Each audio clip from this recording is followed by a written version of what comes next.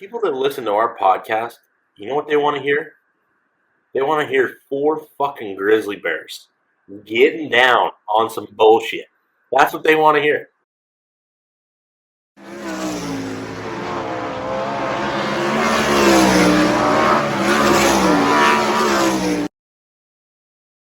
Welcome to the Drivers Project podcast, featuring hosts Dominic Selzy, JJ Hickle, Sam Hafertepe Jr., and myself, Daryl Turford. The Drivers Project podcast is brought to you by Kaiser Aluminum Wheels. Be wiser, buy Kaiser. We're back with another Drivers Project podcast brought to you by Kaiser Wheels, and we have some different hosts today. Dom had kind of an issue, so he had to miss tonight, and JJ was a last-second miss. So we brought in Connor Wade, who's been a longtime fan of the show and who Sam's kind of collaborated with a little bit on Dirt Vision. We obviously have Sam here, and then we have Dustin Selvage, who some of you may have seen on our live broadcast from, I believe, at Eagle. So welcome to the show, guys. Usually we start off by getting updates from everyone's weekend. Connor, you were out in the Dakotas. How was your weekend?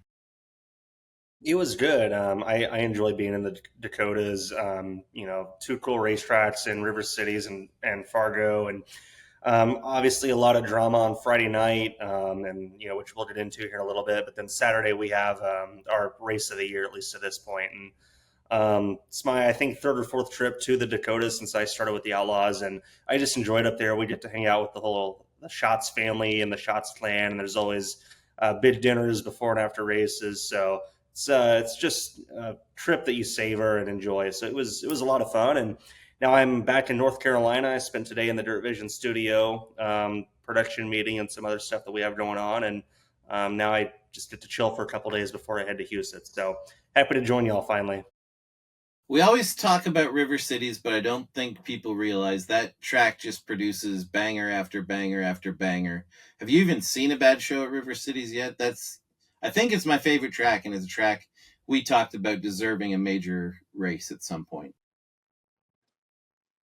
So it's Johnny Gibson's favorite track of the 400 and however many he's seen. It's Johnny's favorite. I've not seen a bad race there, but I will say that I have yet to see River City's old school slick, I guess you could say. There's a video circulating. I don't remember what year it was from, but I want to say that it was Donny and I think Saldana in the motor car battling, and the place was like absolute glass, like black from top to bottom, really racy. And the last 2 years that I've gone, it's been really hammered down. They get that thing juiced up, so it still races good. Like I feel like it takes 10 to 15 laps for the top to kind of blow off, and guys start running the cushion. That's kind of what Kofoid did both races this year. David, I honestly think, just kind of hung around on the bottom 2 or 3 laps too long. So like the races I've seen there have been really good. Even when it's hammered down, it's still racy, and guys have got to haul ass, to get by guys. But I hope one day I get to see 2015 to 2021-22 River Cities where it's slick top to bottom. Sam, before we get into your weekend, can you tell people about the River Cities race we had where we were parked out at I think it was a factory or a farm parking lot? To touch on River Cities, like I feel like if they do try to get that place slick, the reason that they don't ultimately try to get that slick is because I don't feel like it takes very long for it to take rubber. And these days, with the way our tires are and stuff, it would go from a really damn good race to a snooze fest in about 5-10 laps, I think. So I think that's why they probably get it more juiced up than what they would like. But what the race Daryl's alluding to, and that place is always like their pre-sales are always even sold out for like any racetrack that we've ever been to. I always think that place pre-sales out probably before any racetrack ever would. They have huge. such a good following up there. It's incredible the fan base they have. And yeah, the night that Daryl's talking about, so it's already pre-sold out. There's no way we're not racing this race. It rains its ass off, and everybody's like, "Man, when are they pulling the plug? What are we doing?"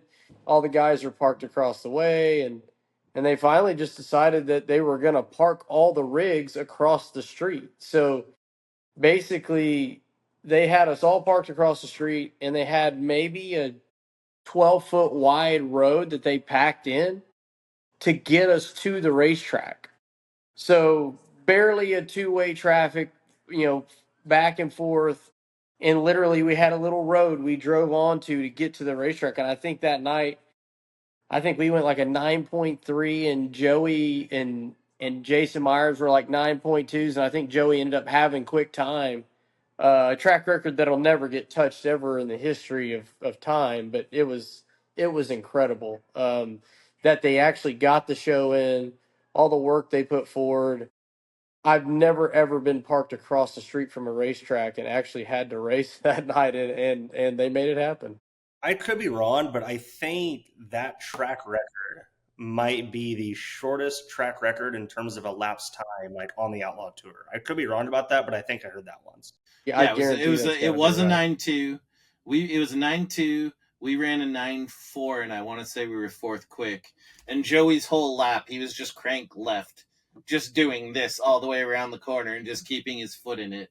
And then this may surprise you guys. When the track was insane for the feature, Craig Delansky won. That was pretty much going to be right up his alley. And he was actually struggling at the time. I want to say he was in that direct TV car. So I think that makes it 2011 was the year that happened. And yeah, he was having a terrible lead, but when they gave him that track that only a psycho would win at, Delansky came through. So back to our updates. Sam, you were racing in Montana with last week. How'd that go? Probably our worst week of the year, to be honest. The first night, we had quick time, which started off on the right foot. In the heat race, I made a little mistake on the cushion, kind of got stuck up in it, and when I came back down on the track, I got hit in the left side and bent drag link, smashed a header, and we weren't able to get back out for the heat. So had to run the B, ran the B. We won the B, and then started off the feature in 17th and got into a little scuffle there on like lap 2 or 3 and had to go back to the back again. Messed up nose wing. Got back up, I don't know, probably about 15th, and really had a bad stretch where I got really impatient and got passed by about 3 or 4 more guys. And then I know we had a caution about halfway, and then I ended up getting up to 13th. And with the damage we had, I figured that was, I'm not going to say it was great, but it was justifiable.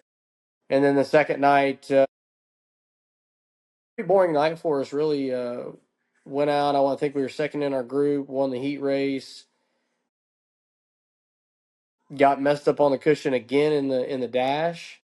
Fell back to like seventh, and then we rode around a sixth all race and broke a front axle. So I don't know how we did that. We broke a front axle just racing by ourselves. So didn't get to finish that race either. So I guess we'll chalk that up as our worst weekend of the year and move on from there. So I don't even think you know this, Sam, but in an interview you talked about how it was like a fake cushion. And I think people got really offended by that. I think they thought you were like trashing the track. I don't think you meant to at all. Could you elaborate by what you meant by like a fake cushion? Well, like they built the cushion up all around the top, just really thick, and it's like they wanted something to catch race cars with, or I don't know the exact reason why, but they did build it up there, and they never really ever watered it or packed it in. So like when you'd get like a right rear in it, it would actually kind of suck you in instead of like getting you tight. Like it wasn't actually doing what I think they wanted it to do. I think they, needed to pack it in or water it better because it was just like loose dirt. So, I think we got pretty tight on the start and then I couldn't even stay out of the loose dirt. And then once I got into it, it was so thick, it just kind of sucked us in. And once I tried to get back onto get back off of it and get onto the racetrack, there was a guy there and, obviously hit me or whatever. But yeah, I mean, the next night, they did have the same situation, but they actually watered it really well and packed it in and ended up actually being, a lot better cushion to lean on, I would say. So Dustin, you let everyone down. You lost your heat race. You're coming in off a pretty good weekend before. Could you talk about your weekend before and then talk about this week? Yeah, the weekend before, that was the off weekend at Knoxville after Nationals. We went and hit a couple Malvern Bank 360 races. Moberly paid $5,000 to win. We won that. And the next night was at Corning, Iowa, Adams County, and we won that. So obviously the bank doesn't give a shit how many cars were there, and the trophies are cool, but it was a very disappointing car count. So it's not two most satisfying wins I've ever had. But we'll take it. That's a question my dad and I have always had. My dad runs a series, and he's always looked at the Malvern Bank series with envy because they do pay incredible purses. But they don't seem to get a lot of notoriety, and they don't seem to get a lot of cars. I truly don't know. Could you kind of explain like the difficulties they're facing? Because if someone actually looks at their purses, they're pretty outstanding. Yeah, I mean, I don't know. It sounds like they've been down on car counts all year. I know Friday at Moberly, obviously this is a group based out of, around the Lincoln, Nebraska area. So Moberly, Missouri on a Friday for a working class series, it's whatever, 4.5, 5 hours down the road. So that's somewhat expected for their core group of guys, but there was Power Eye at Lakeside to compete, but I still feel like there was a decent contingent of cars around Missouri and southern Iowa, Knoxville guys that could have showed up. So that one made a little more sense, but then Saturday night, we're racing halfway between Des Moines and Omaha, so much closer to home for them guys, and I think we only had 12 cars. They just raced again 2 nights ago in Nebraska, had 9 cars. So I don't know if all those guys that used to have 360s are just full-blown 305 guys at Eagle. I know those guys are working pretty hard to keep 360s alive. They're just not getting a ton of support. So I don't know how much longer that's going to last. It's hard to sell races to racetracks when you get 8 to 10 cars that show up. Is the series well run? Like it really impresses me from afar. Yeah, I mean there's some things that can change, but overall they're putting on just a standard race. It's all pretty cut and dry. The purse is good. I think like Saturday night was their standard purse, $2,000 to win, 300 to start. So I mean that rivals Knoxville's weekly stuff. So they're putting in the effort financially, but I don't know if they're lacking on the promoting side or guys in that area just don't have 360s. I honestly have no idea. So we're going to get into this week's racing, and it started off early with Justin Sanders scoring his first national tour win. Connor, we don't hear World of Outlaw guys talk too much about High Limit. What were your thoughts on Justin Sanders picking up his first national level win? Well, I mean, we knew he was going to get one eventually. Obviously, a couple weeks ago, even nobody would have predicted it would have been in the Ridge and Sons 87 car. But I mean, Justin's super talented. He knows this California track so good.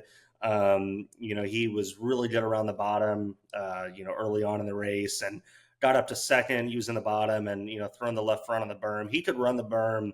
I thought, just going back and looking at the highlights, it looked like better than anybody. Like the other guys would kind of touch it and they'd get loose, obviously, like Montgomery did on the last lap. But every time he would put the left front on it, he would at least get somewhere, or at least staying on the guy in front of him. So, but he knew when he had to switch to the top about the last 10 laps or so. And, overall, just I thought did a pretty good job of running the top hard, which is what you have to do at Placerville. And if Montgomery doesn't kind of slip up in 3 and 4 coming to the white, I think Montgomery wins. So I'm not saying Justin got lucky at all. He did an incredible job. I think it says a lot about how, Ritzel, how smart Aaron Ritzel is. The fact that he stepped out of the driver's seat with the injury and now is helping to turn the wrenches a little bit. And, he and Justin have worked a lot better than I thought they would together. I didn't think they'd work bad together, but, you don't necessarily expect a Midwest guy and a California guy to get together and immediately be as fast as they've been. So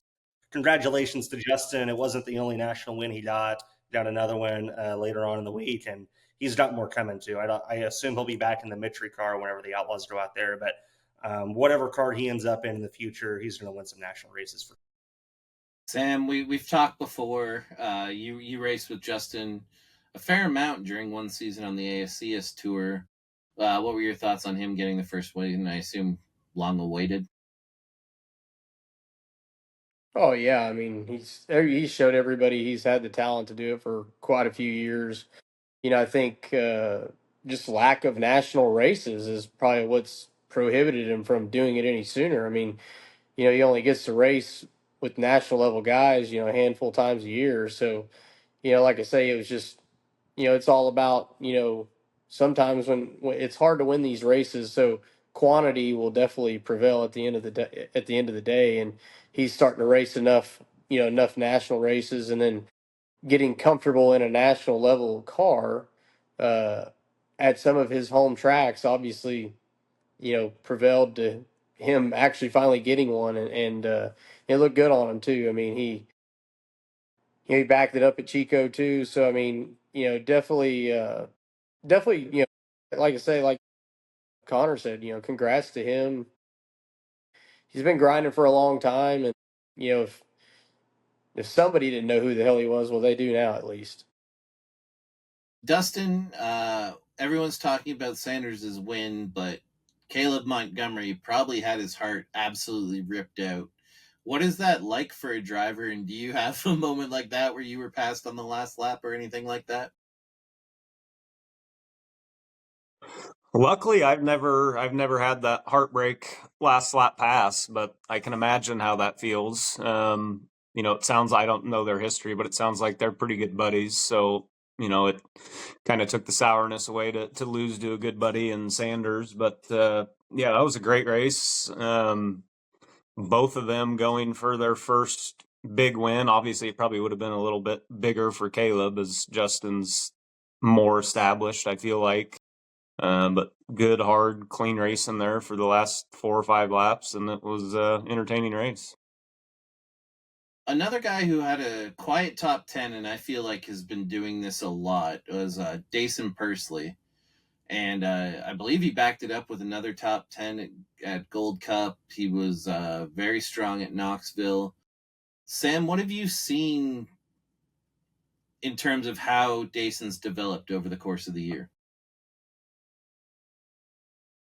Well, I think he had a really huge run of bad luck to start the year. I mean, it felt like every time he turned around, he was involved in something, or something didn't go their way. He showed flashes of speed early on, and I think, anytime you give a guy as talented as him some time to figure out some things, and obviously a car as good as the 13 car, I felt like, they would. I honestly thought they would start running better sooner. I really truly thought that.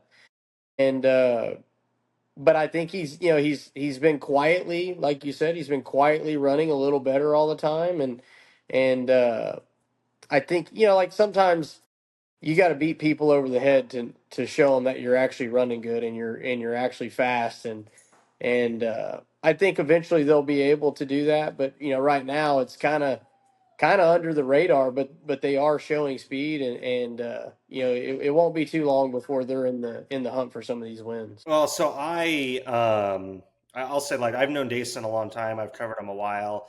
Like, he was always really confident in micros because he was kicking ass a lot, and kind of had the same confidence level I felt like in midgets.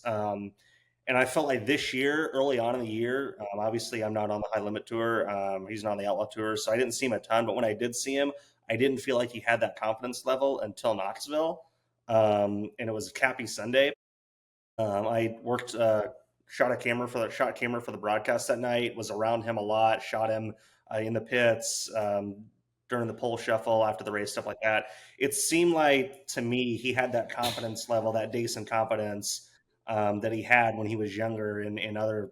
Whatever he was in lower ranks of racing, that I didn't think he had in sprint cars. So I think Sam talks about them finally finding speed. I think the confidence has gone a long way for him too, and obviously we know how crucial confidence can be if you use it right. So that's just an observation that I had about Dason, is he seems like he's in a different mindset now than he was earlier on in the year.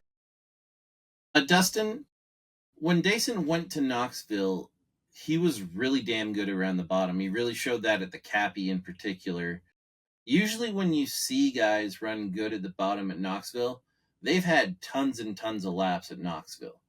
Dason really doesn't. Can you talk about how hard that is to come in and run the bottom like he was at Knoxville as a guy that doesn't race there much?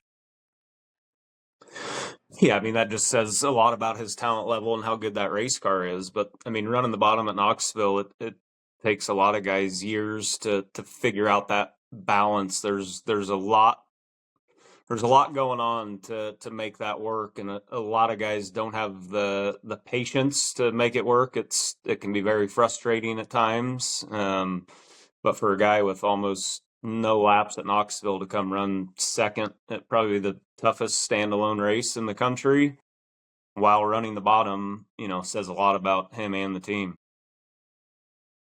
Obviously at West, the main focal point of that was the Gold Cup, and Corey Day won his third in a row, I believe, only matched by some guy named Steve Kinzer, who has a book coming out, by the way. Sam, I mean, what more do you say? Obviously, the track conditions weren't ideal, but this kid is just money in the bank at that Gold Cup. Well, I mean, he knew what he needed to do on his prelim night, get all those points, and I mean, he almost had a perfect night on his prelim night. So, to go out the way he did, track conditions, whatever they may be, he earned a spot, and he got the job done, and his confidence at that place, at that particular racetrack. I remember when we did, the pod with him, a couple months back, just the confidence he had about Chico. I mean, he's a pretty confident kid anyway, but the confidence he had about that particular racetrack, uh, basically told me that, he expects to win there every time he goes, and he's not wrong at this point. I mean, he's utterly. I mean, he's destroyed the fields every time he's been there, and like I say, I don't think there's any stopping him at that place. I mean, and then out now that what they've got, Pretty and Shane Bowers together, um, good luck dealing with that kid. Dustin, I think people think of Day as a kid who can just runs the curb and runs the shit out of it, but we're seeing him win races on the bottom. He won at Tulare on the bottom. He won Gold Cup on the bottom. Is he a more complete racer than people realize? Well, he's certainly turning into that. It's kind of a lethal weapon for a guy that can bang the curb as hard as he can and have finesse at the same time. That's usually, a couple. It's kind of mutually exclusive in this sport, and for a guy that's that good that can do both, I don't know if that's the NASCAR world teaching him patience, or if that's Jason Myers, or just him maturing as a race car driver. Who knows what it is, but yeah, you get a guy that can do both things like that. It's typically not great for the competition. Connor, Jason Myers to me is one of the biggest what ifs in the history of sprint car racing. What if he had kept going? What would his legacy be today? Corey's starting to have a lot better pavement runs, and it's looking more and more like he's going to stick out there. I'm going to ask you the big what if. If Corey is able to make it in NASCAR, what kind of resume are we losing? What do you think Corey would be accomplishing if he could just stick to sprint cars full time? Man, it's crazy to think about. I think he'd win a Knoxville Nationals. I think he's really good at Knoxville, and I know he said on your guys' podcast that he hates half miles. He's really good there. Would he win a national championship with a high limiter, the Outlaws? I mean, he's certainly got the talent to do it. I don't know that he would get there super quickly. I think, with time he could, just because he still has he's come a long way, like Dustin was talking about, in terms of having that patience, and like you guys mentioned, being able to run a race multiple different ways instead of just hammer down on the cushion every lap. But I think working up to like continuing to get better at that and get to that point where he can be like a David Gravel or somebody like that, like a Brad Sweet that knows when to push it and when to hone it back. He could be a national champion for sure. But I think, and he still might win a Knoxville Nationals. He's really good at Knoxville. I think that would be the biggest thing that stands out to me is the Knoxville Nationals for sure. But who knows? We'll never know, I guess. So going back to the prelim nights, obviously Corey almost swept his night, but California guys really stuck up for themselves, as California guys tend to do. But what surprised me was the California guys sticking up for themselves that ran top 10 was Dylan Bloomfield, Max Mitri, and Joey Ancona. Dustin, do you think we're seeing sort of a changing of the guard in California? Or was this more of a chance for people to realize how much depth there is in California? I honestly don't know. I'm such an old man lately that I don't catch hardly any California races. Obviously, I've heard all those names. I think Bloomfield won the 360 portion of that deal Wednesday night, didn't he? I've heard the Ancona name. I don't really know. I think there's certainly a depth to California. There always has been. Yeah, I don't really know, to be honest. Connor, do you have any thoughts on that? I think I think there's a lot of depth in California. I think it was a little bit of everything that you mentioned. Honestly, it was weird. Golubic wasn't as quick. He kind of had a really down Gold Cup. I don't think he even made the show Saturday night. So that was kind of odd to see. But Bloomfield's he's good. He's getting solid. Mitri, that was the best I've ever seen him look. I'm not super familiar with Joey Ancona, but there's a lot of depth out there, and I think those guys, Bloomfield, Mitri, even other guys, they're getting to the point where they've raced a couple years now. They're not as new to it. They've got some laps, and they're going to be able to contend with the Golubics and the Sanders and the DJ Nettos and guys like that. So I think that California sprint car racing is coming off a time where maybe it wasn't. I'm not going to say it's not competitive because it is, but it's not been as competitive the last 3 or 4 years as it was before. But I think it's going to get back to a point where it's as competitive as it was back then. So, Dylan Bloomfield, I'm a big fan of. I think we're going to see his name a lot more the next couple of years. Sam, what are your thoughts on this? Kind of the younger kids of California really sticking up for themselves this year. Well, I think it more has to do with we're starting to see a lot more national tour races out that way. And I think they're, with double dipping with the Outlaws and High Limit, these guys are getting a lot more high level races in. And I really truly think, like, I always remember when I was younger, when the Outlaws come to town, like, it just surprised you how good they were and how hard they drove and the pace of the race that they drove. And I think the more and more of these high limit guys and the outlaw guys go out to those areas, it allows these guys an opportunity to kind of ramp up everything that they have. And once they see this example set in front of them, they know, like, okay, this is a limit. This is where I need to be. You're with your program, your driving, your mentality. And I think, I mean, you show young kids that stuff, like at an early age like that, I feel like they can progress a lot faster and make way bigger improvements. And I think that's what you're seeing. So another young kid that really shone on night 2 is the kid I've talked about in our Skagit preview was Jesse Schlotfeld. He ran up front, but he was racing really, really aggressively, and it kind of bit him. And he got together with McFadden, and it basically ruined his whole. He was basically battling for the lead with McFadden, and it ruined his whole Gold Cup. He ended up 37th in points, didn't make the A main. But I saw something there that I kind of really, Dustin and Sam, I want you guys to talk about this.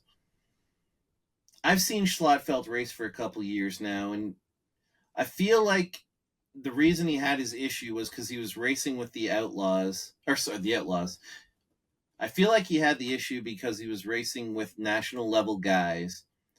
And you guys always see them race so aggressively. And I feel like he was having a tough time gauging how aggressive he had to be. Like, he knew he had to ramp up his aggression, and he got over aggressive and put himself in like 2 or 3 bad spots, and it kind of bit him. Sam, can you talk about kind of that art of like racing aggressive but not putting yourself in danger, and how hard that is to do, and what you're kind of trying to do? And then Dustin, anything you want to follow up with, feel free to add in. Yeah, I mean, I truly think it's, like, it's a young thing, right? Like, young guys, they have aggression already. They just don't know how hard they really have to go or they need to go because, they haven't done it a lot. And then I feel like, he got himself in that stage and it's like, man, okay, this is my chance to prove myself, like anybody would, but he maybe hasn't had a lot of those opportunities. And I feel like the younger guys, like when they get presented those situations, they tend to take chances that maybe they shouldn't take, but they take them because they haven't been in that position before. They don't know what they can and can't get away with. They see these other guys like Corey Day hauling ass and making big things happen. And I truly think that it's just one of those things where you don't know what you don't know. And I think that he just got into one of those moments, and I think it's something he can easily learn from. I mean, it's really hard to get to that level to be able to do that. So obviously he shows that he can do that, and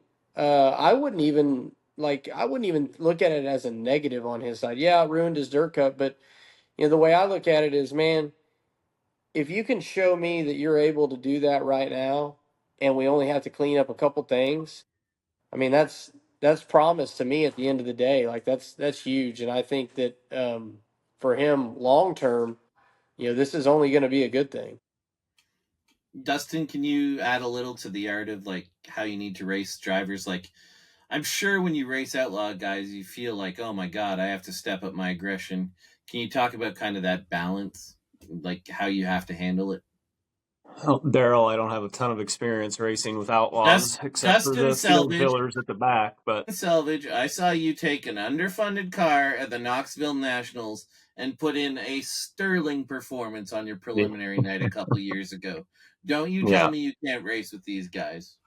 Well, I think it's easy to get caught up in the moment. It's the biggest race at home for him. He's racing, one of the best drivers in the world and one of the most famous California cars over the years. It's very easy to think that that's your moment to shine, and you push the issue a little bit. But like Sam said, obviously, if you have that speed to compete at that level, that's nothing but positive, and you just got to, you know, make it a learning moment of when to push and when to slow down, and just take your second place and go home, and it's still a great night. Now, what are you drinking? Because I've seen you gulping from that thing about 1,000,000 times. That would be a Coors Light, Daryl. Damn it, Dustin.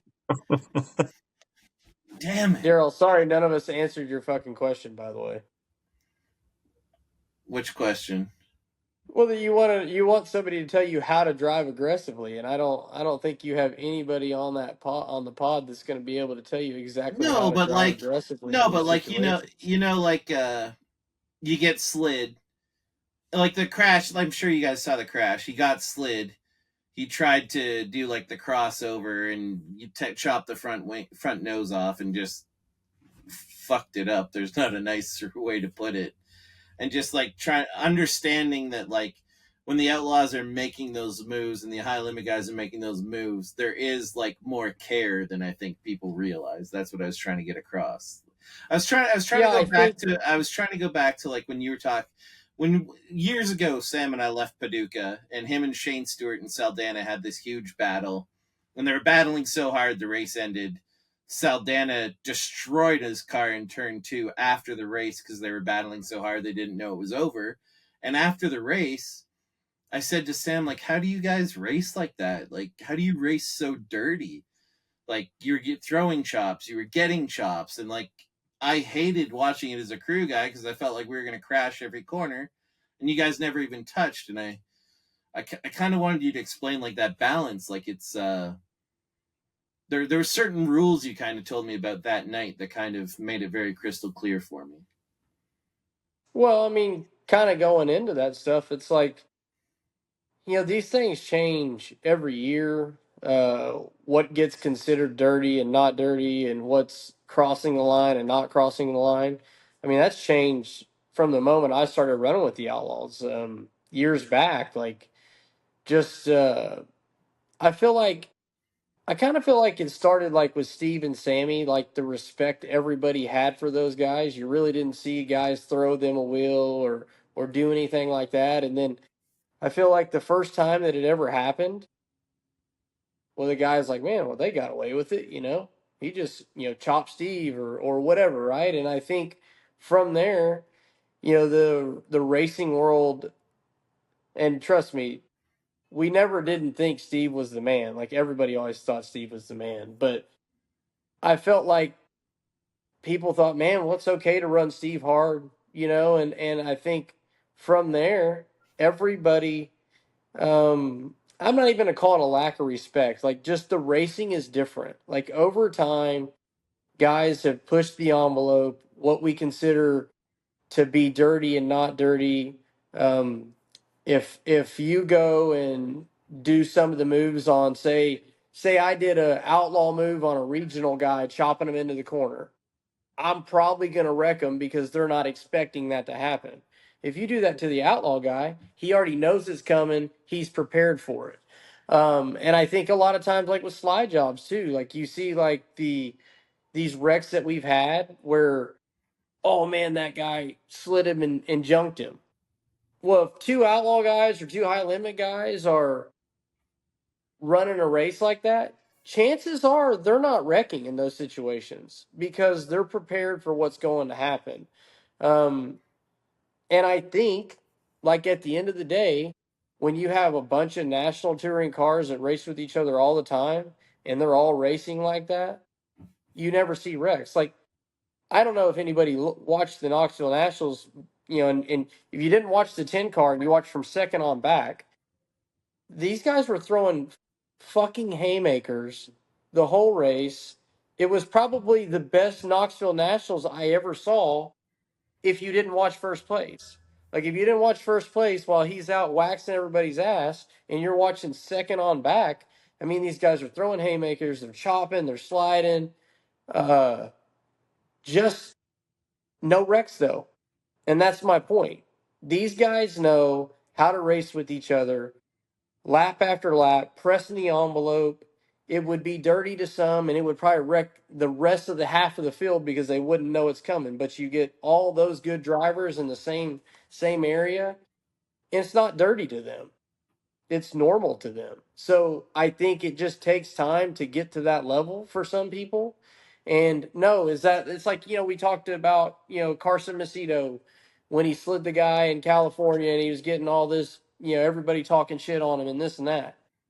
Well, if he slides a fucking outlaw guy or a high limit guy like that, they don't even crash because the outlaw guy is prepared for it. And I think regional guys just aren't because they're not used to racing like that. Doesn't mean they're not doesn't mean they're not good racers. It just means they're not used to racing that style of a race. And that's why all these national guys can run side by side all the time and hardly ever wreck. That's the answer. Is that better, Daryl? Yes. Okay. Can I add one little question to that? And I don't know if you want to answer this. Dustin, Sam, either one of you answer this. At what point in a chop should the driver lift? Like, where is that line where it's like, okay, you should expect to get chopped? If your nose is, say, to the guy's headers, should you expect a chop? And Dustin, Sam, I'll leave that one up to you. I don't know. Maybe I'm wrong, but to me, it depends on a lot of it depends on who you're racing. Kind of the same thing about what Sam's talking about, but you learn guys' tendencies, so if it looks like he's going to chop and you know who you're racing against, well, he's going to keep coming down. So If you want to be dumb and not lift, you're both going to end up outside of the ballpark. Or you lift and try to get him the next corner. Conversely, if you know it's a guy that you stuff it in there and push the issue and you know that he's going to turn right and not continue chopping, then you don't lift no matter where he's at and just kind of shove your way in there. So I think a lot of it's circumstantial. Maybe that's the wrong way to go about it, but that's kind of how I do it. Sam, what's your answer to that? I'm pretty curious. I've never actually asked you this. I mean, it is different with everybody. Like, and it's hard to say like guys' tendencies now, right? Because we are in this.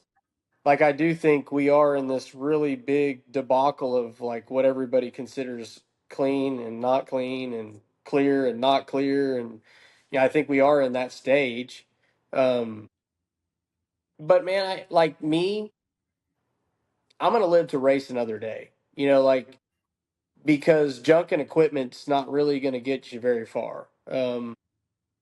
All the big time guys that are champions that put themselves in the right places at the right time, if they're going to get chopped, they're probably pulling back most of the time. And they have a way, if they do get chopped, to salvage the corner somehow, some way. They still salvage it. And I think that's the approach if you're a points racer and you're racing for, a living all the time. I think that's the smartest way to approach it.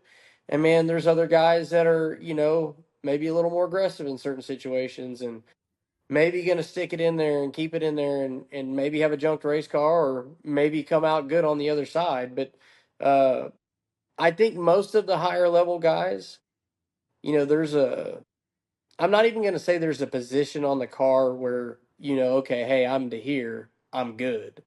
Um, because what everybody sees and what you think they can see are two different things. So I think that at the end of the day, I think the answer is most high level guys know if they're at the guy's left rear and the guy's coming down, they're probably checking. And they're doing that so they can make another corner, because if they don't, they're done for. So I think that most guys that are on the national scene, that's kind of the drawing point right there. Connor, we're got to get back to you. We haven't talked to you in a while, and you alluded to it earlier. Sanders got his second win for Ritzel. They didn't start off the best, and I think some people figured that would happen with Sanders going to big track. I actually thought Sanders would rip.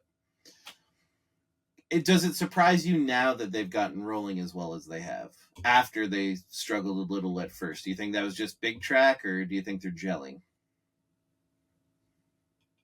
I'm not going to say I'm surprised by it. I kind of thought they would struggle at first as well. I don't know. That's tough to answer honestly, because I thought they'd be okay, but I didn't necessarily expect them to go out and win two national races the way they did. But like I was kind of alluding to earlier, like Justin's a California guy. He's used to those places, so that helps. Aaron's he's traveled obviously nationally this year, but in the past has kind of just been a Knoxville guy, and the 87 car really hasn't been out to the West Coast a ton. The fact that they're being as fast as they are and as successful as they are is pretty impressive.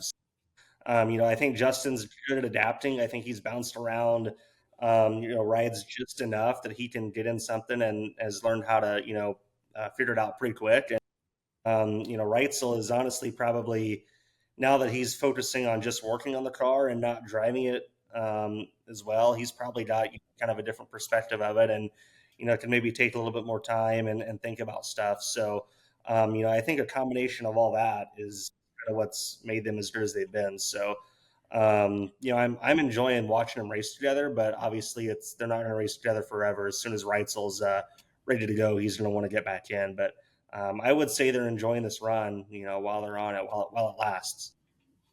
Sam, you and Ritzel used to be pretty big rivals on the ASCS. You would generally beat him in the slick. I think he would agree with that, and he would generally beat you on the demanding racetracks. I think that's fair to say. And I think you, in retrospect, I feel like we didn't. Do you think, in retrospect, we didn't give Aaron enough credit for how good he was with his race car? Do you think? No, I mean, I always thought he was really good with his race car. I always knew he was like exceptional at driving a race car. I knew that for a long time. And I think he just developed, better and better and better over the years with his car. And I really truly think that, that's just, when he started out, obviously he had the tools that it took to be a race car driver. But to be good in this game and to consistently be good, you have to either have somebody that knows race cars or you have to learn your own race cars. And I think over time he's definitely done that. Obviously, it's proven. And I wanted to kind of touch on the question that you gave Connor. Like, I think like the difference between like you said, well, he wasn't so hot out of the box and this and that.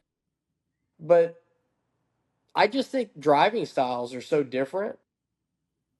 And I truly think that I don't think Justin Sanders sucked at Knoxville because the car wasn't good. I just don't think the car was good for him. I think Ritzel obviously would have drove that car into the Knoxville Nationals A main and done some good with it for sure. Contending top 10, top 5, no doubt in my mind. But I think the style of what Justin Sanders needed is different. And I think for a guy like Aaron, he knows what he does there. So to tell him otherwise, like, hey, man, that doesn't work for me, even if they're trying to get Justin comfortable, it's going to take a while to do that, especially if Aaron's going about things the way he would normally go about it. But I truly think this has been instrumental for them going out west because it'd be basically to me, and I don't know anything about it, but if I was Aaron Reitzel and I had Justin Sanders in my car, hey man, okay, what do you want to do out here? That's what I would say because he has the experience out there. And for Aaron, I think it would be great to learn, like, okay, what do these guys do out here? So whenever I come back out here, maybe I can kick their ass. So, I mean, I think this, I mean, obviously you don't want to see a guy get hurt, but I think this is going to be instrumental for the 87 team for a long time. I really think the notes that he's getting being outside of the driver's seat and just working on the car.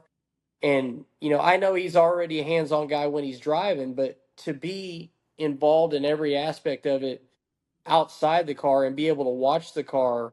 I know you don't want to be with a broken foot outside the car, but I think it's helping him. And I think whenever he gets back in the seat, I think you're going to see an 87 car that's probably even faster than it was before because I feel like he's got to be gaining so much knowledge having another guy drive the car and then also the success they've been having lately. I think he can just use that for tools going forward. I think it's a shitty thing, like I say, to have a broken foot, but man, I think they're gaining a lot of knowledge right now. We were going to talk about this later, but I think it goes with this conversation well. Dustin, lately you've been working with Tyler Swank, who's a pretty noted crew chief. People basically were ready to write Spencer Baston off. And then he gets in this works car down in California and just absolutely rips all week. Can you talk about how important that is to have? There's plenty of smart mechanics out there, but can you talk about how hard it is to find the right mechanic and then how awesome it is to have a guy that works with you and how hard that is to find and how much it pays off when you do? Yeah, I mean the head game, the mental confidence in this sport is grossly underrated, I think, for the casual fan, for what a race car driver goes through. So, I mean, obviously the cars that Baston has been in are superior equipment. The 14 car, there's no lack of funds or good equipment there, but maybe he just didn't click with whoever was working on that car for whatever reason. But obviously, you get in a car wrenched by Paul Silva, you probably feel like King Kong every time you put the helmet on and feel like you can do no wrong. And when a driver has confidence, they drive it harder, and good things seem to happen. You know, to me, I've had it happen in my career where I've had certain people work on my car that were doing the same shit that I was doing when I was setting it up myself, but I had way more confidence in them than I did myself, and the results were infinitely better with the same exact race car from week to week. Obviously, that's not the same case here, but it's just a product of confidence. Maybe Spencer, I don't know, just has a completely different mindset, out to prove something. There's a lot of factors there, but obviously you show up to the racetrack with Paul Silva on the wrenches, and I would think you're pretty confident. Connor, so I have a question for Daryl, because Daryl, shut up. He's asking a question. you're always the one asking the questions. You're the crew chief. You're a crew chief, so I want to ask you this: how obviously Noisy's a great crew chief, really good. He and Spencer, just like Dustin was saying, didn't gel together. How much credit do you think Paul Silva deserves for being not only a good crew chief, but a guy that can communicate with the driver, and Spencer can come in and say, hey, this is what I want, this is what I need, and Paul can give him that, as opposed to, I feel like there's a lot of driver crew chief combinations out there that a driver says, hey, I want this, and the crew chief says, well, this is what you got, go work with it. So how much, like, we talked about drivers being able to adapt. Do you think Paul's a crew chief that can adapt too? Okay, first of all, I'm not a crew chief anymore. I've been demoted since for the last couple of years. But this is a question Sam and I go round and round and round on. Go round and round and round on. And I think with Paul Silva, it's particularly hard. Like with Paul Silva, you have like Kyle Larson in the car, and some nights they win by like 5 seconds, and you don't know if that's Larson and you don't know if that's Paul. I think he's the hardest crew chief to know, just because Larson's so good, to know like when Paul's car was badass. But you've seen the same thing with Paul. Like I remember watching Paul race with Buddy Kofoid at Trophy Cup, and mother of God, they were lights out. No one could touch them. I saw Paul race with Tyler Courtney at the Dirt Cup, and Dom to this day feels like, oh man, I made a mistake. I should have beat him. There was no way in hell Dom was going to beat him. Paul and Courtney were absolutely lights out. Dom was not going to stop them. But a guy we've talked about who's having great success with Aaron Ritzel is Justin Sanders. And Justin Sanders really didn't have a lot of success with Paul. Like, that's one where I thought they were going to rip, and they really didn't rip like they thought they would. I know Sam views crew chiefs like one of the ways to see that a guy is a good crew chief is that they're able to work with different drivers. Like Sam likes to bring up Ricky Warner. And one of the things that's really impressive to Sam is Ricky was literally Donny Schatz' crew chief in, I want to say, 06 or 07. They had the points lead. Then he went to Joey Saldana's team. They took the points lead. Then he went back with Schatz, and Schatz took the points lead back and won the championship. And what I think is really impressive about that is Donny and Joey are not the same driving styles at all. Ricky made his name with Tyler Walker, so he's made it with a bunch of people. So I think Sam's right. That is a great way to show who's a great crew chief. And I think Paul's done that with enough drivers to show that, yeah, he's absolutely badass, and not just because Kyle Larson's in the car. But like Justin Sanders shows, he's not infallible either. His time with Justin Sanders showed that, and he's had a couple guys he wasn't successful with. So I think he deserves a ton of credit. I do think he's a badass. And I do think what you're talking about is really underrated. Like, I can't stand a crew chief that just tells a driver to shut up and drive. I think that's like the most damning thing a crew chief can say. Like just giving a guy a race car and telling him to shut up and drive it.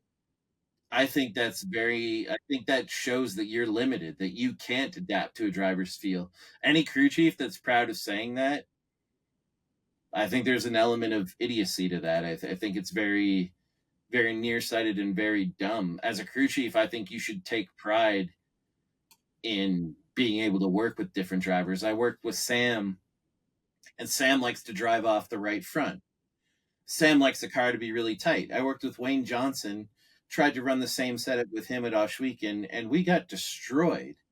And I think it's like, I think it's really impressive if you can go and win at Oshweekend with Sam, and then go and win. And I think it says way more about you if you can make Sam comfortable at Oshweekend, and then make Wayne Johnson comfortable at Oshweekend. I think that says way more about you as a crew chief. I think that means you understand the driver, you understand the car. So for Paul to win with so many people, I think it's really, really impressive, and I think he deserves a pile of credit for that. So I hope that answered your question. I hope that wasn't too long-winded, and this is why I don't answer questions, because I take a long time. I think there's a lot to be said about it, and that leaves me, some hope that he and Donnie do good together. But that's a conversation for down the road. But yeah, thank you let's for have letting that. me ask a question. Let's have that conversation now, Dustin. How are Paul and Donnie going to do? Where do they go? Vado. They got a couple kind of big slick tracks that could be in Donnie's wheelhouse, right? Tulare. Vado, Paris, Kern County, Tulare. So 50% of those races could be right in Donnie's wheelhouse. I think Kern's small, Tulare's obviously small. So I don't know. I think it'll be fairly telling about where we're at with everything on the Donnie front. Obviously he can still get it done, but it'd be nice to see him get in that car and kick some ass, but it's hard to say. Sam, how do you think that pairing will do? I think Donnie's a guy that needs time with a guy. Like I feel like, Donnie, he's not some young hot shot coming out, ready to roll. I mean, he's kind of setting his driving style. So like you have to make Donnie comfortable. You're not working with a young guy like I want to kind of go back to what you were saying about like with Sanders and him. Like Sanders is a guy that sets his own cars up, right? So like if Sanders working with Paul, Sanders isn't just coming in and saying, "Hey, the car's doing this." Sanders is probably given a way more feedback because he knows what he's ran in certain situations at other times, and his feedback is probably way in depth, right? And I feel like that kind of, as a crew chief, that kind of steps on that crew chief's toes. I think this is what my thoughts would be. And I think for those two to work together would be really, really hard. Paul probably goes about doing it one way, and obviously Justin has his way of doing it. And I think those two situations wouldn't mesh very well. But I think if you get a guy like Don in with Paul, I don't think Donnie's going to come in there and tell you to run these bars and to run these shocks and to run this and run that. And I don't think he's going to have that mentality coming in. And I think he's going to have a lot of trust in Paul. And I think Paul's watched Donnie enough through the years that I think they're going to do fairly well together. I still think that they won't do as good in California as people, I mean, you just look at Shas's track record in the past 10 years in California. It's not a strong suit. I think they will do as good as anybody would do, or they would do as good as Donnie would do in California with him on the wrenches. But I think there's only a certain level at which Donnie is going to perform out in California. And he's just shown that for the past 10 years, like, kind of where he's at out there. It's not his perfect style, but I think Vado will be a really good place for him for sure. I think Paris should be a pretty good place for him. I think Paul's the kind of guy that doesn't just need Kyle Larson. I think he can do it with a lot of guys, and obviously with the year that Baston's had, he's shown that even with Baston in there, that he can conform to different guys and make different guys comfortable. So I think Donnie will be just fine. Okay, Connor, I'm setting the line at 0.5 wins. Is Donny going over or under? I actually think that Sam hit the nail on the head. I'm going to take the under. I don't think they'll win a race, but I think they'll be top 10. They might crack the top 5. Paris, I think, will be their best shot to win if they do get one. I think Sam hit the nail on the head. I think they'll be fine. They're not running enough races together, I think, to get Donny to the point where he'd win a race. And like Sam said, Donny's not been incredible in California. So they're not going to be bad. It's not like they're going to go out there and, be way off. They're not going to, struggle to make the top 10. I don't think they'll win a race. They're only going to run, I guess, 6 races together. I don't see him winning in that time, but they're going to be fine. Donny will hang around the points. He'll be top 10. He'll might crack the top 5. It's not going to be bad by any means. Man, I want to see you have to interview Donny after he wins one of these races and he shoves that up here. But he's not watching. Hey, if he does, I will say, and I hope I'm wrong. I love Donny. I feel like I've gotten to know him pretty good. The best part is, but he's not watching. I don't think Donny sits down and goes, oh, I'm going to listen to a podcast today. And then I don't think Donny goes, oh, good, it's the Drivers Project podcast. I don't think that's happening in his world. Dustin, that's only Landman, Daryl. He's only listening to Landman. Yeah, he's ripping up Landman. Yeah, Landman told me he'd be on there a lot, and I was actually kind of surprised. I knew they're friends and stuff, but I was actually surprised Donny is doing so much of that. And he was honestly really easy for us to work with. Dustin, I'm going to give you the same question. 0.5 over under for wins. Yeah, let's go with the over. He'll grab one at Votto. Hell yeah, I like that confidence. So, I hope he's got late model experience there. He's got plenty of laps. That's true. Actually does, really. We've been talking about how important it is for the car in order for a driver to have success. And one driver that has typically struggled out west is Brent Marks. And Sam, I know you were particularly impressed with him this year. Why do you think we've seen him be so fast in this particular West Coast swing where he actually won at Douglas County last night? I just think it's, like you go do something once, I feel like, if we go back a couple years ago, 2-3 years ago, say it goes back 3 years ago when all of a sudden Brent really got a bunch of speed. I feel like that package was working a lot of places for him. And then, we go do the high limit deal and he goes out west. Well, if anybody ever watches his car, he's super, super tight. And you just can't get away with that stuff in California. And I think, he's one of the best race car drivers. And I feel like he has a lot to do with this race car. So I feel like anytime you get a guy like that that's really involved with this car, and they're having success like he's had, over the years, these last few years.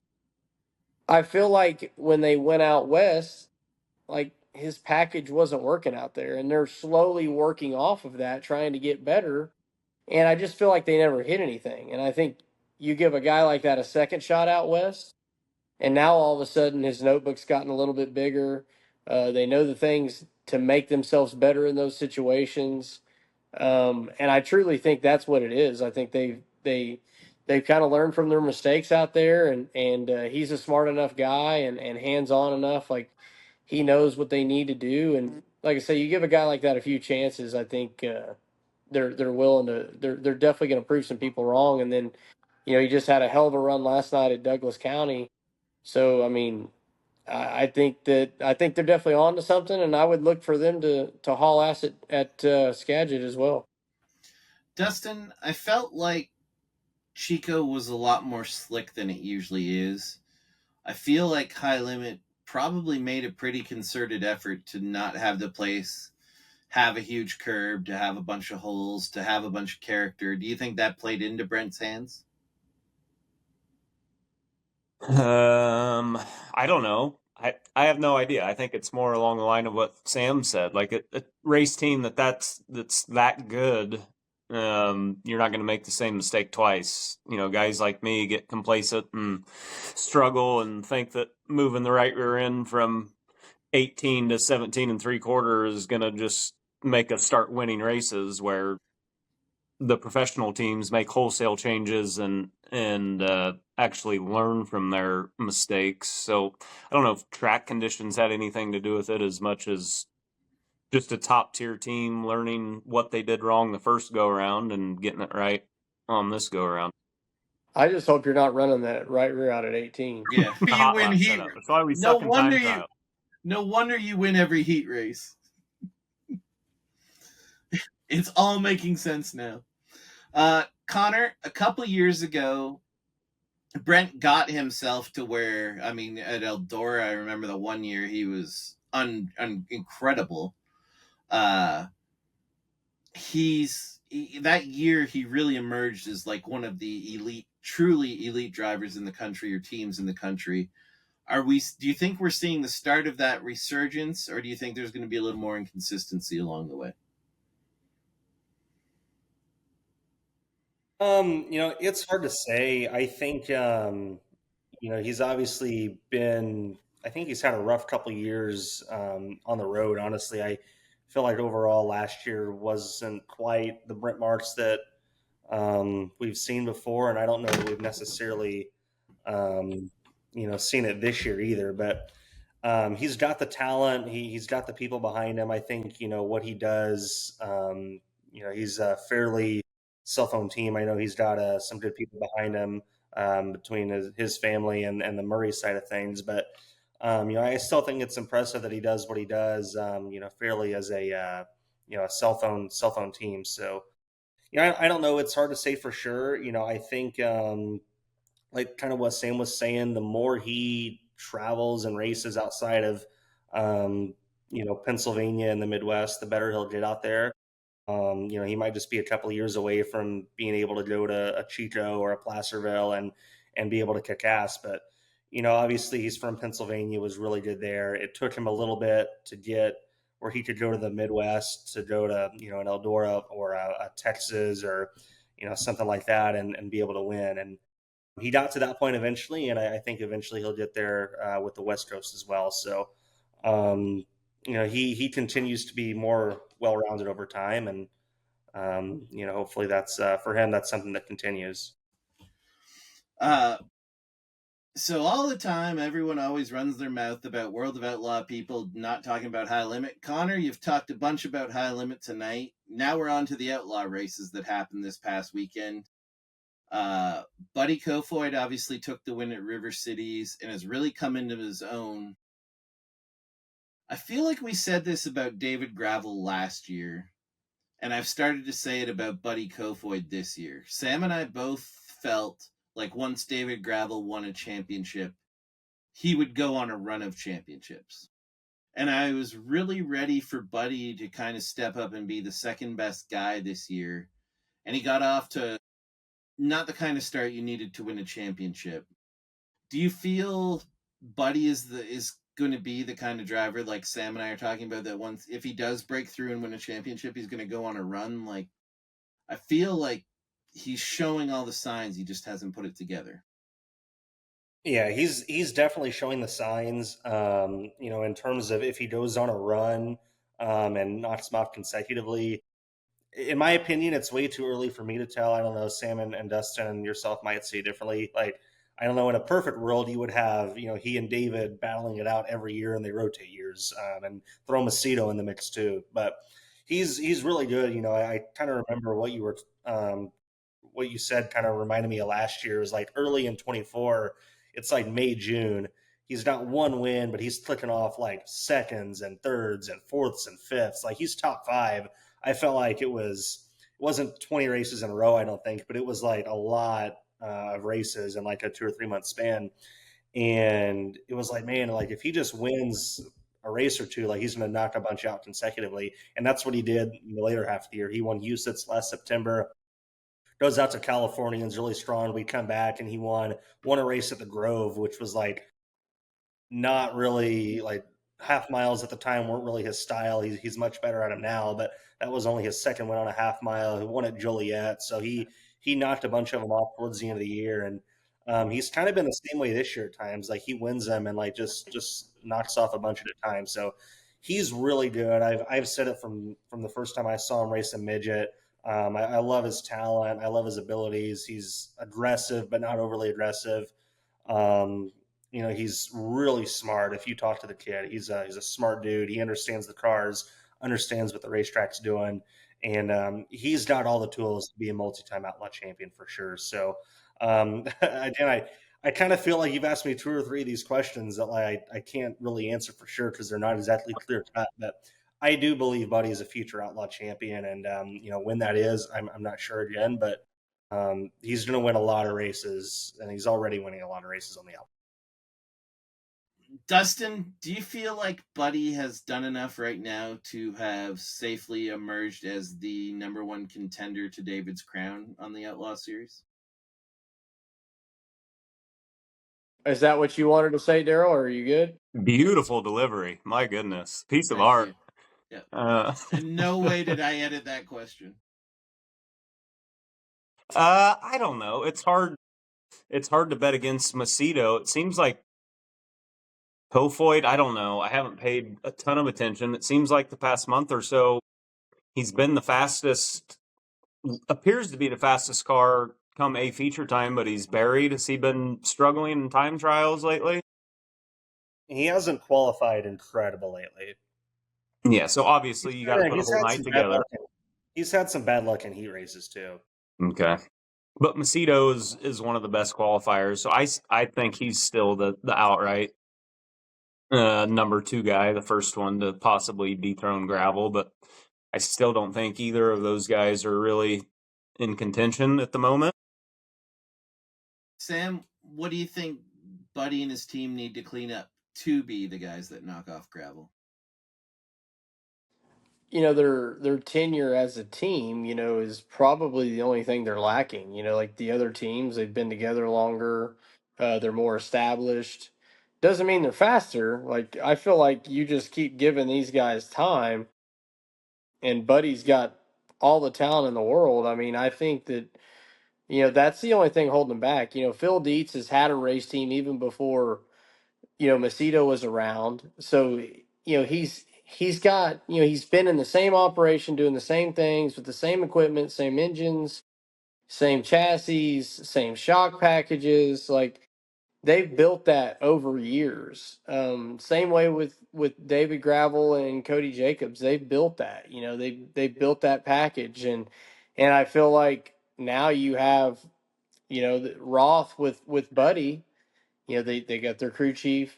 They had the Toyotas. They went through a lot of struggles with the Toyotas at the beginning, blowing stuff up. Cost them, what was it? Cost them the big race at Houston's a couple years ago.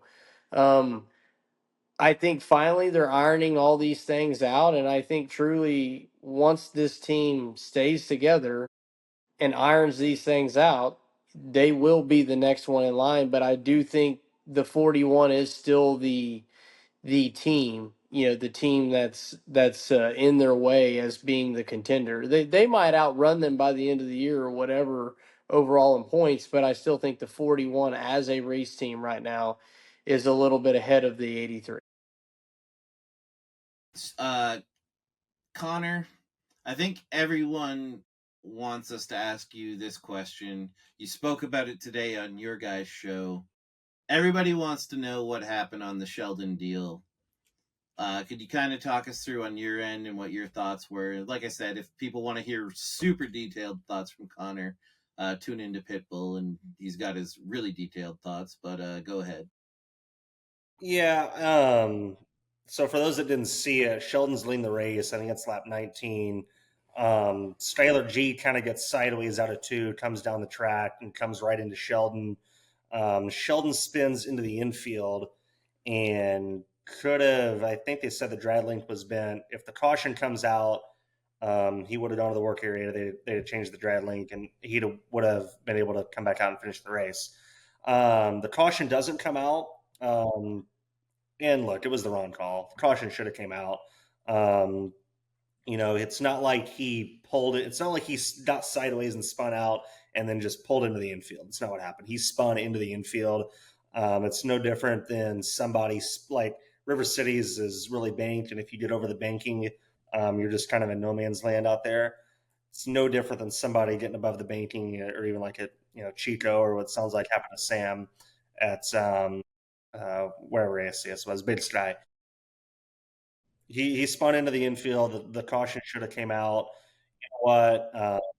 At the end of the day, race directors, race officials, they make mistakes all the time. There's a lot of little details in this where you ask what went wrong, why did he say this, why did he say that. At the end of the day, all you can do is take it as a learning experience. That's all you can do. Learn from it, adjust standards and protocols for how you're going to handle it in the future, and move on. You can't go and give Sheldon a spot back or say, hey, we're going to credit you with a 15th place finish because we made the wrong call, whatever.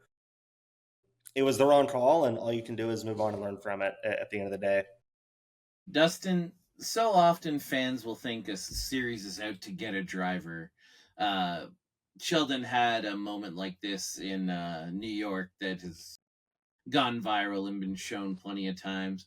But people also forget about the fact that, there's this like NOS energy drink sponsor on the car that the Outlaws probably don't want to screw over and have these things happen.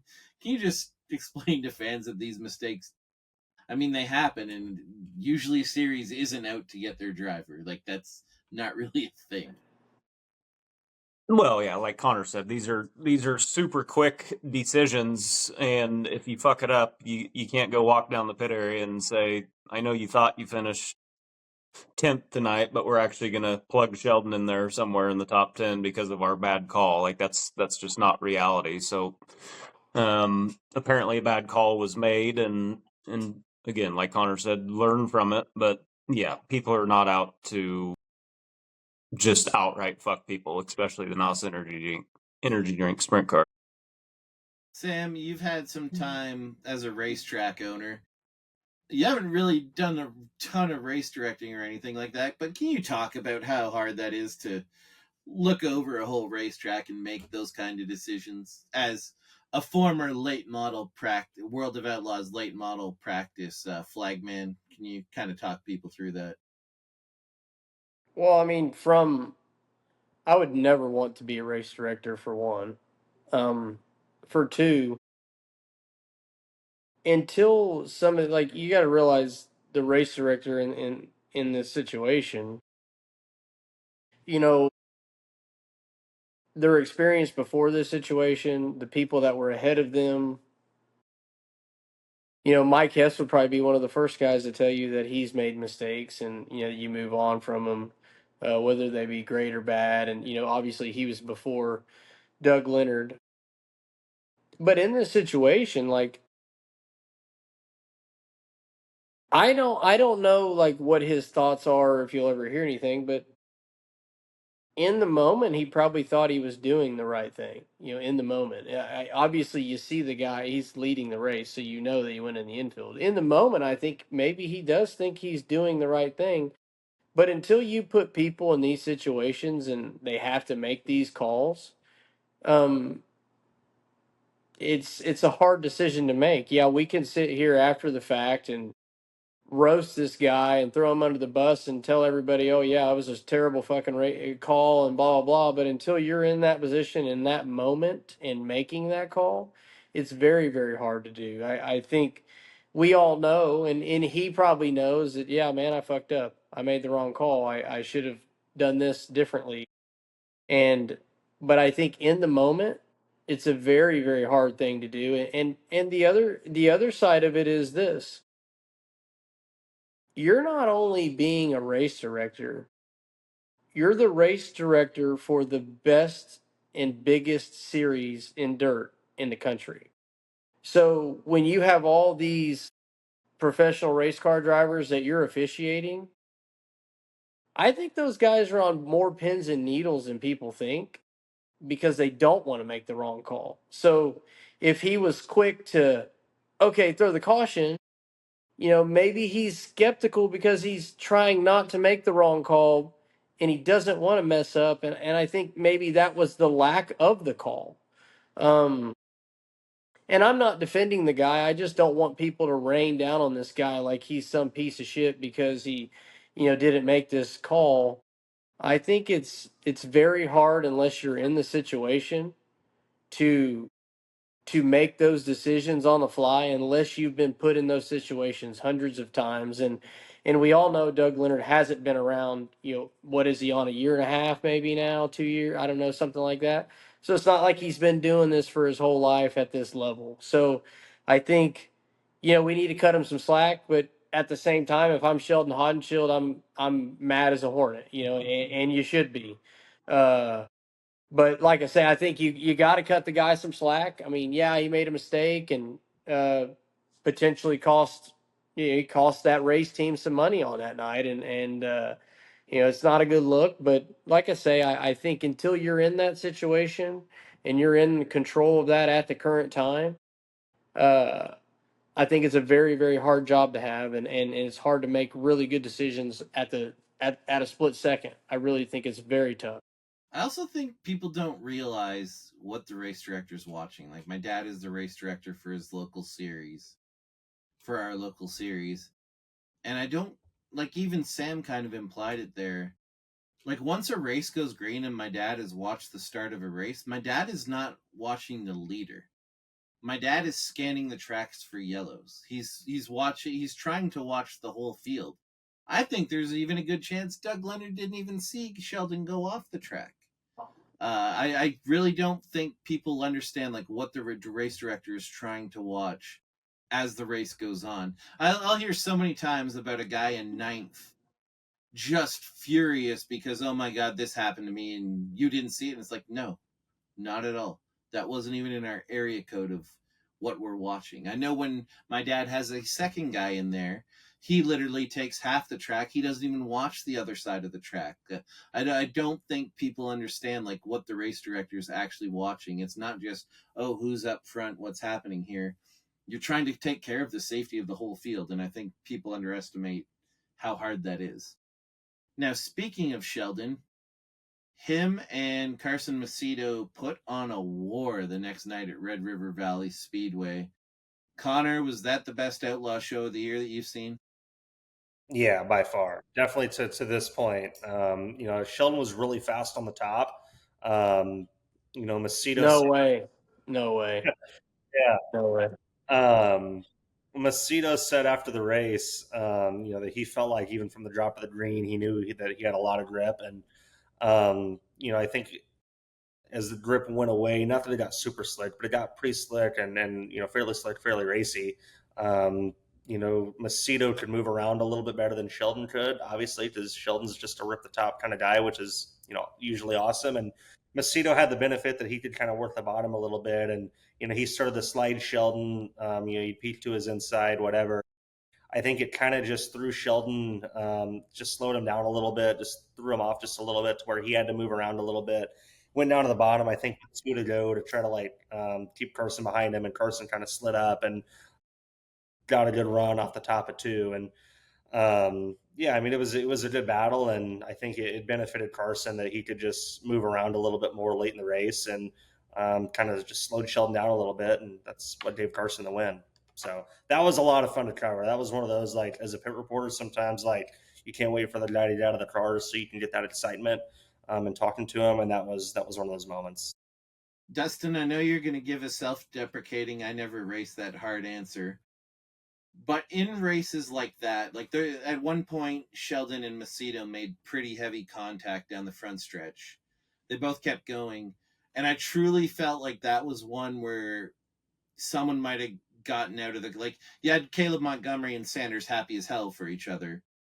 That was one where I could have seen Sheldon and Carson pissed off at each other.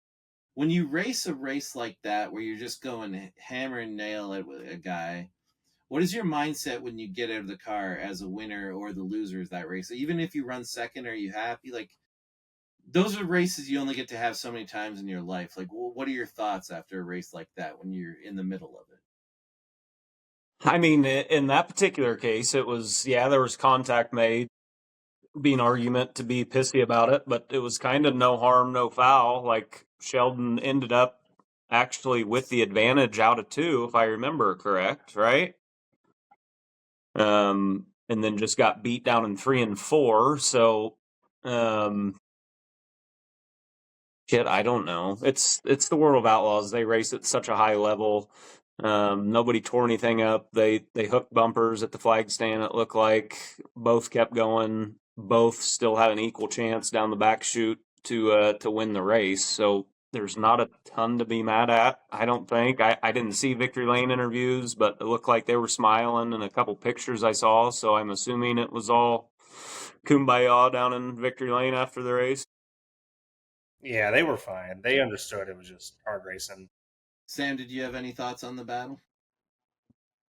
I think when you've got 2 guys that are aggressive as both of those guys, they're both willing to put themselves in those situations. And I think after the race, if they don't have anything tore up, I don't think those guys are going to be that mad. I think they're both like they're not give and take drivers. They're give, and then if it happens, it happens. And that's kind of been the story of both of their careers. And I think 2 guys like that are willing to race each other that hard, and if contact happens, it happens. And I feel like both of them, as long as everything's clean at the end of the day and they're not junked, I think both of them will be fine. So everybody's made a big deal about Donny ride hopping, and we kind of touched on it earlier. But the other side of that coin is the TSR 15. And in my opinion, you're basically seeing the same results out of Carrie Madsen. Dustin, you've raced Carrie pretty much all year. What do you make of the TSR Carrie Madsen combination, and where do you see the team going from here? I have no idea, to be honest. I'm kind of surprised, just based strictly off of a couple years ago when Carrie was in the 14 car. They, for however many races they did together, they seemed to be absolutely lights out. So I guess ignorantly, I thought it'd be some of the same, but it's kind of just the same as Donny for whatever reason. I don't know what that means.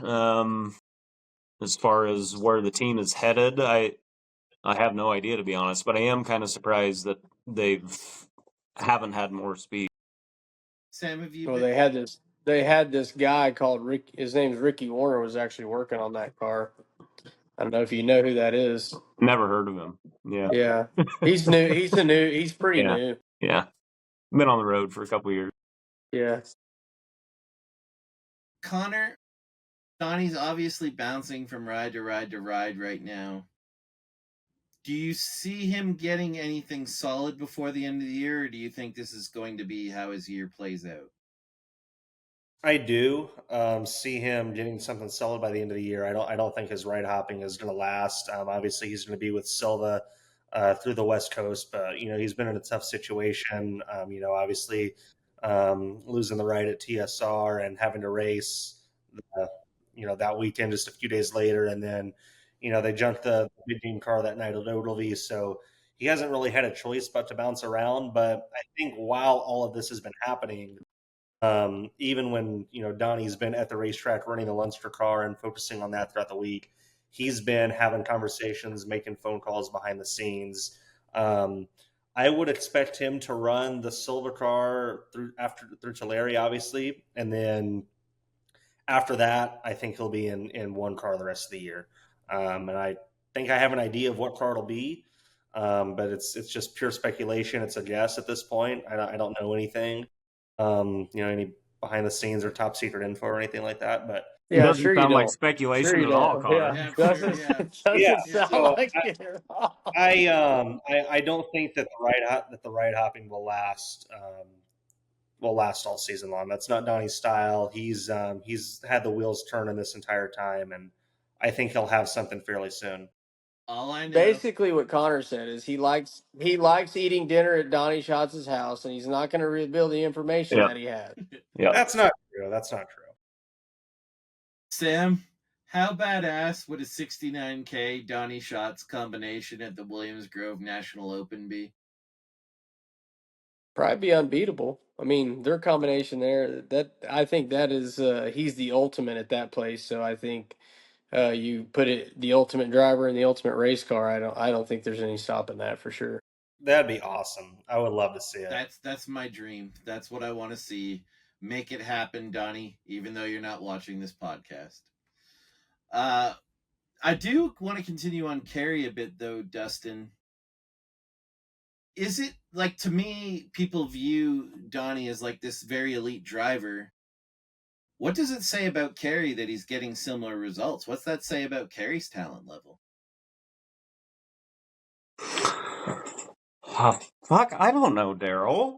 I think Kerry. I mean, he's had a massive amount of speed all year, as you've seen at Knoxville. That had some bad luck, but he's been one of the top cars all night, all year long at Knoxville. Obviously, he can still get it done. So I think it says less about Kerry and more about the team, to be honest.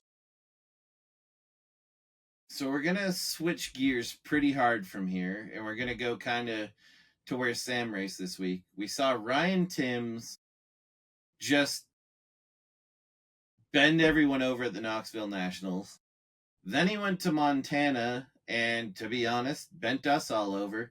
Man, people accuse Sam of cheating. What did Timms just do to us? And then he went to Huset's and won again. Connor, is Ryan Timms ever going to lose again?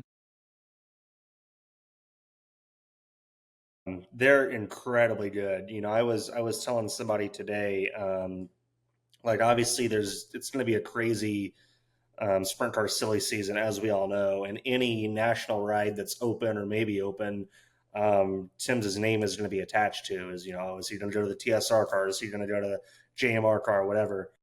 And I, for one, I don't. I know that the Liebig team has kind of hinted that they wouldn't go on the road or anything like that, but I don't want to see him get out of that 10 car. I know Sam would probably like to, because he's probably getting tired of getting beat by him. But they're really good.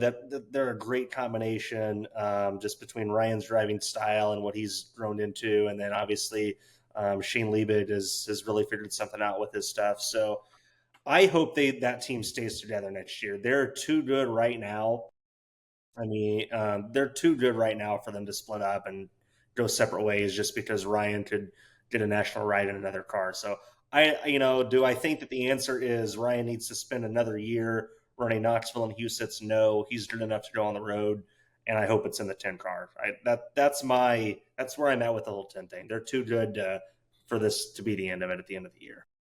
Dustin, obviously it's old news that Ryan dusted everyone, but you pretty much saw Ryan race every week at Knoxville.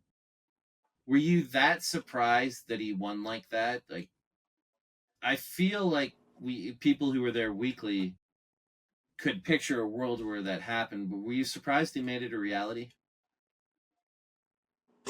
A little bit, just because of strictly age. They've had unbelievable car speed from middle of the year on. They started off a little slow at Knoxville and then took off like a bat out of hell. I don't know. I just thought 18-year-old kid leading 50 laps at the Knoxville Nationals, the pressure's got to get to you at some point. Obviously it didn't, and that was massively impressive. Sam, you've pretty much raced with Timms from the time he got into 360s. You saw him when he was pretty fresh in 360s. You were kind of a little gone as he really emerged, but what have you seen him? How have you seen him grow from his early years in a 360 to how he's racing right now? What are the changes or improvements you've seen him make? Just maturity. I think he's always had that sense of speed, and that driving ability has been there for a long time. On it, like it's really natural for him. I think the decisions he makes and the things that he does inside the race car only get better every time I've watched him. Even racing with him this weekend for the short bit of time that I did, just the decision making he made was very, very smart. Well beyond his years, and you know I think his humbleness really has a lot to do with his success. I think that a lot of people don't really get to hear him talk, but when we interviewed him, after the Nationals victory and just his humbleness, the way he carries himself, um, I believe that he's a pretty driven individual. And I probably credit a lot of that to his dad. I think a kid like that has to have an upbringing where your dad expects a lot of you, and you have to respect your dad enough to give him that. And obviously, they've done a good job of pointing Ryan in the right direction, and the talent level that he has.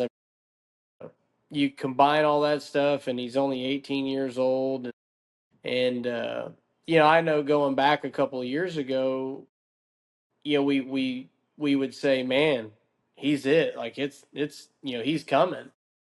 And then he went through this period of time where, like, we thought, well, man, maybe he's never going to make it, like we all thought he was. And then all of a sudden, he's resurrected, and he's back on the map, and I think he's back on the map for good this time.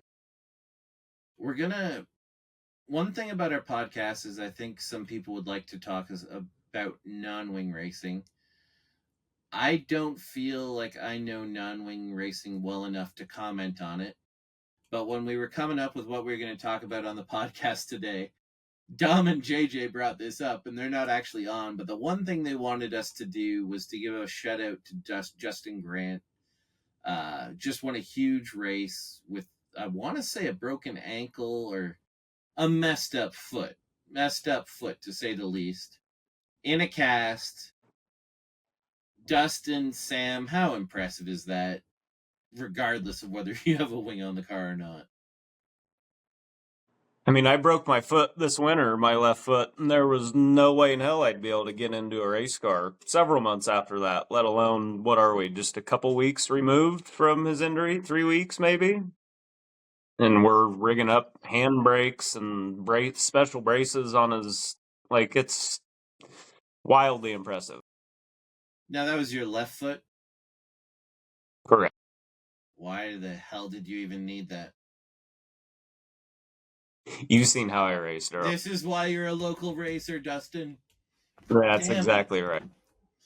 Sam, could you talk about it? I know you raced hurt, particularly a few years ago. You had a pretty smashed up forearm.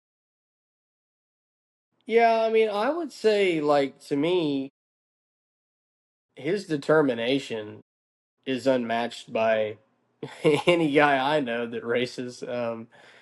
Just unbelievable. I mean, like, I don't know how many people know this, but he attempted to race weeks before this and couldn't pull it off, and then decide, okay, well, a couple weeks later, I'm going to give it a go again at one of their bigger paying races. And I don't know if people know this, but Kokomo is a pretty action packed racetrack. There's a lot of throttle, a lot of brake use. I mean, this is, I would assume for him, this would be, I mean, really, really tough. The cast that he had on his foot was, I would say, almost up to his knee.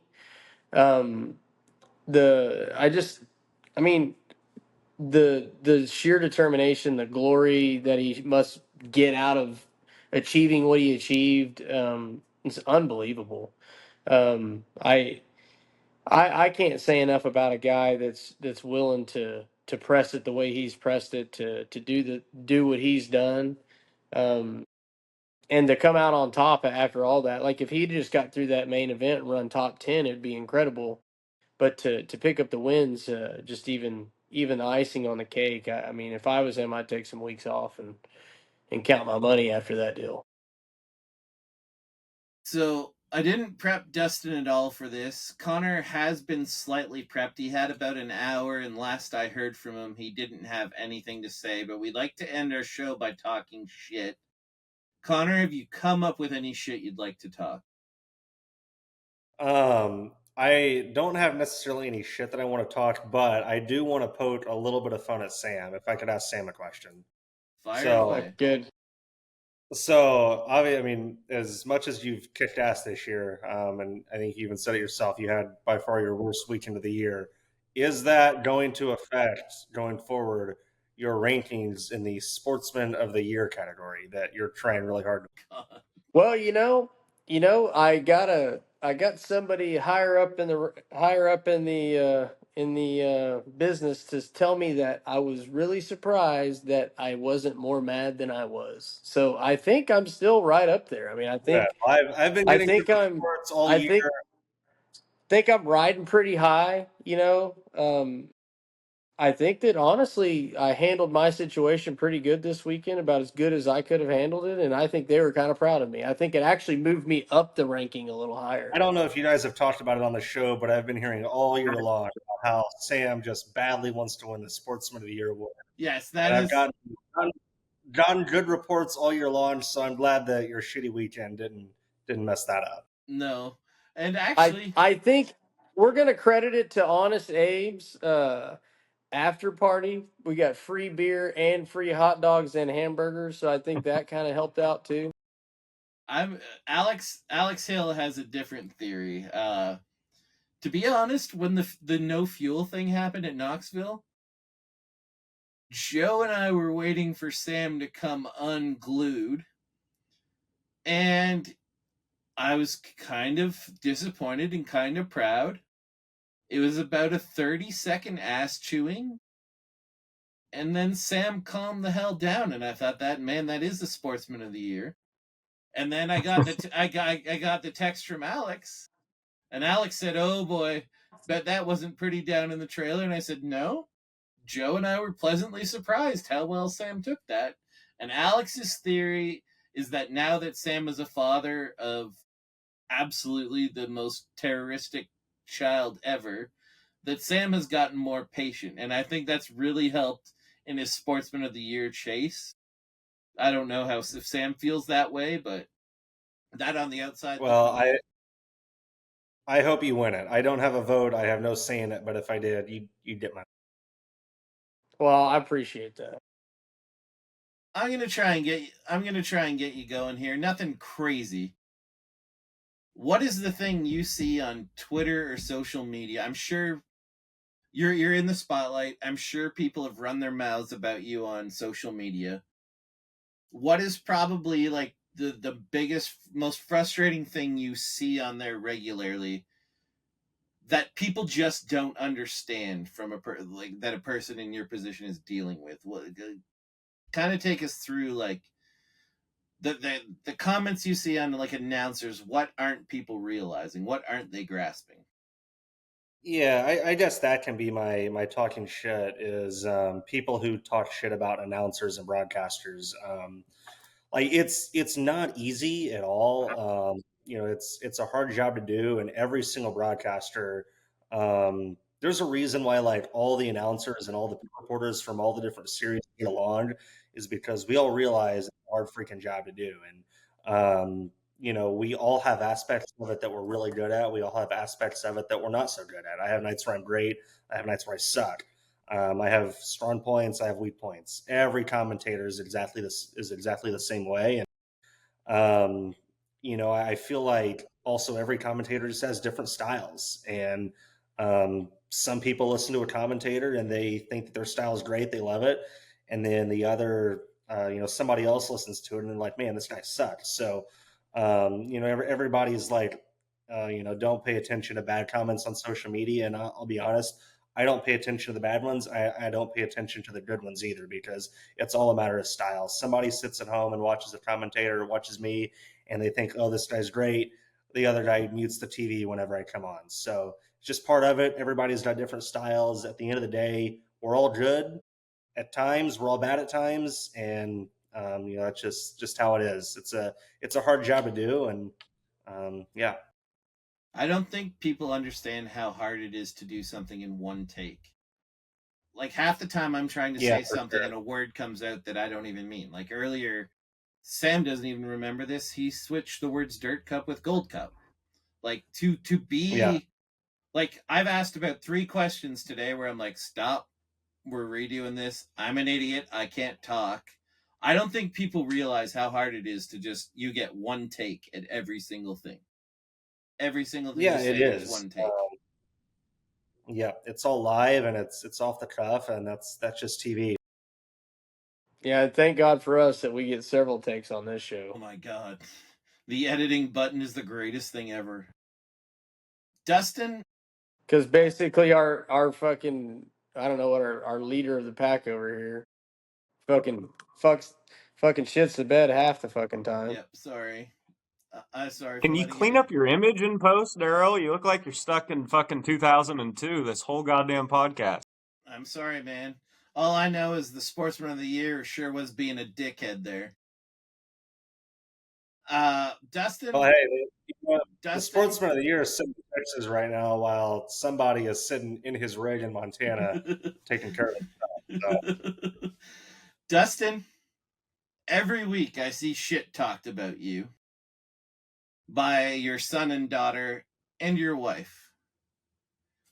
Let's go. Fire back. Run your mouth about your kids and wife. I don't think I can. It's all 100% justified. Dustin, come on, man. They are tough on you. I know, as they should be. I do some real stupid shit behind the wheel of a race car. Dustin, you are a 10-time heat race winner at Knoxville this year. No. Oh, No, did I get that that's wrong? what I should talk shit about. 9-time. I got called for a jump as the pole sitter. Oh, damn. Talk to me. Talk me through this. What happened? I don't know. I probably jumped, but I just want to talk shit and blame it on somebody else. Okay, here's my question. You guys have both been called back on jump starts a million times. How many times have you gone and run your mouth to the race director or official and known you jumped the damn start? I don't know if I ever have, to be honest. Never. I see so many people that so blatantly jump to start and they just rip an official's ass. I mean, come on, you've had to have done it at least one time. There is, I will not name names, but there is a driver on our tour that Jackson Steele, our division producer, and I are pretty good friends with. And every now and then he will jump a start, and then he'll come to us. He'll get in the truck to ride to the airport with us, and he'll say, "Dude, can you believe that they told me for that? I didn't jump."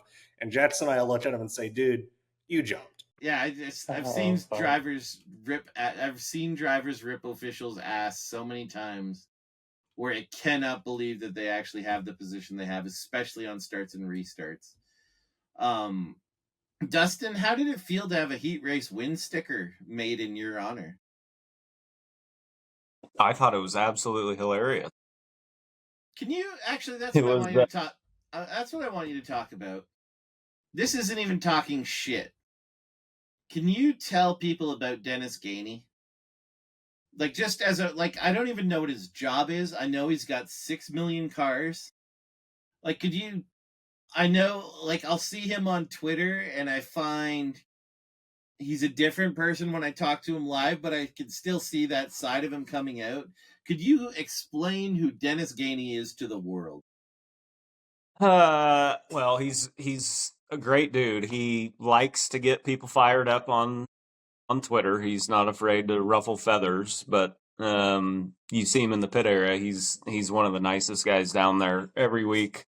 For instance, this week it's a big running joke about how many heat races we've won this week. So he handed a Knoxville official $800, $900 cash and 8 or 9 heat race winner stickers that were my face represented, just to continue the joke running. And every 305, 360, and 410 heat race winner got a $100 bill and a Dustin Selvage heat race winner sticker. So he likes to talk shit, get people fired up, but he also enjoys helping people. He's a great dude. Yeah. What I does don't he know what actually else do to for say. a living? Because no one can tell me what he does for a living. I've heard he's an executive in a fairly big company. Yeah, he's the right-hand man at an electrical company that has contracts with Walmarts all across the country. So he travels, I don't know, 30, 40 weeks out of the year. for work on top of racing. He's a busy man. It's funny you brought him up right after you were talking about race directors. The first time I ever met Dennis, he yelled at me for bumping somebody at Slideways when he was race directing. The person bumped me first. You damn right I bumped him back, and he yelled at me for it. But Dennis is great. We talked after that, and yeah, he and I get along great. I was mad at him for like 5 seconds. How many cars what do you think will be the ultimate most amount of cars he'll field on a race night? What do you think that number will be? I mean, I think 4 is the number so far. I don't know if we've exceeded that or not, but I think several times in the past couple years he showed up with 4. So I don't know. So I think that's all. We've gone pretty long with this episode, so I've kept you guys up pretty late. Thanks for doing this, guys. Dustin, Connor, I don't know if we'll ever see you again, but if we do, Sam will probably have a Sportsman of the Year trophy with him if you guys want to see it. See you guys next weekend, Sam. I'm coming to get my ass kicked by you at Eagle. Oh, damn, you'll see us both. Thanks for doing this. Test out them tractor tires around the infield. You won't even come close to that turn 1 hole. You'll be so That's far not the below fast that way turn around. I 1 don't know if hole. you know that. Yep. Hey, I've never seen a hole at Eagle. He's coming off a $5,000 win, Sam. He's hot. Hell yeah. Well, I'm just telling him the fast way around Eagle isn't around the tractor tires. No.